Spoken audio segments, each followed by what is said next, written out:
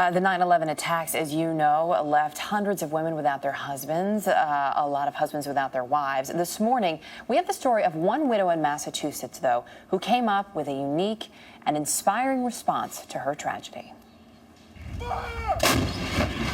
In the aftermath of September 11th, this was the Afghanistan Americans quickly came to know. Barren mountains, stifling burqas, extreme poverty. It's so easy to be indifferent when you focus on the differences. It's not so easy when you focus on the similarities. I just called to say I love you. On September 11th, Susan Reddick's husband, David, left early to catch a flight. He actually left little notes on the kitchen table to the kids saying how much he loved them and would miss them. Ben was 4 years old that day. His little sister, Molly, just 2. Susan was 7 months pregnant with their 3rd child. Dave called from the airport, and because we had missed each other in the morning, and then he said, "I gotta go, we're boarding, you know, I love you." And that was the last I, obviously ever heard from him. I went straight to survival mode, and then the whole world came to my rescue. That support truly helped me get through those darkest days. It's support most Americans can't imagine being without.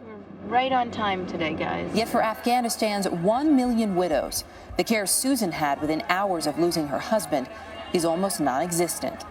When did you stop and say to yourself, okay, if I can get through this with that help, clearly there are other people who need it too? I remember thinking, if it was so terrible to be a woman, oh my gosh, what happens when they're widowed? How do they survive? Basically, I remember thinking maybe I could help one woman and her family the way so many people have helped me. Out of that moment, Beyond the 11th was born.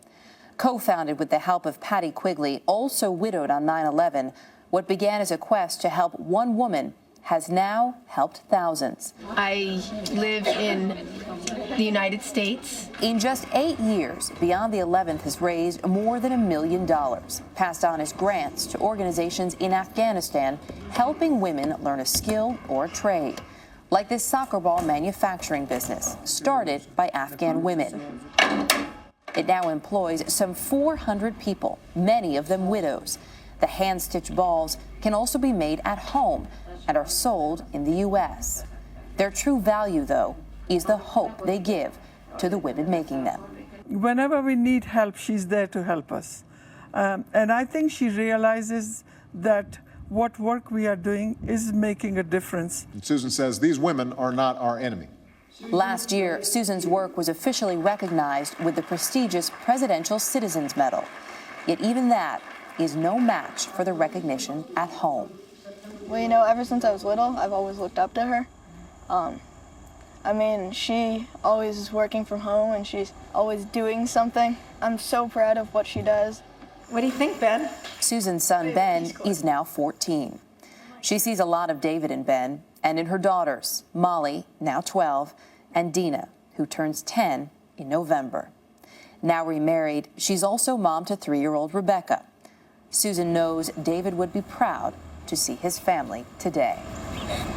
I know he wouldn't have wanted me to respond with more hate.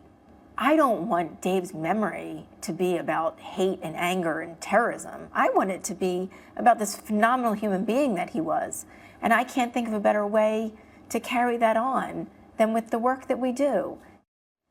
Let me tell you, talk about phenomenal human beings, and Susan Reddick is one of them. She's just an incredible woman, and it was an honor to meet her. Here's a look at some of the work that these women are doing, thanks to Beyond the 11th and the grants that they give out. So these are Peace Corps bracelets. I think we also have some rugs, a shot of the rugs in the studio, which are made. Those are both made by Arzu Studio. Arzu means hope in Dari. And what they do is these are traditional Afghan skills. Arzu will pay women 50% more than the market rate for the rugs that they weave. They give them a cash bonus if they commit to attending literacy classes and to sending their kids to school. And these are the soccer balls, Dosti balls, $55. You can buy them in the U.S. And these are their birds of, what do they call it? Doves in flight is the pattern. It's in the colors of the Afghan flag.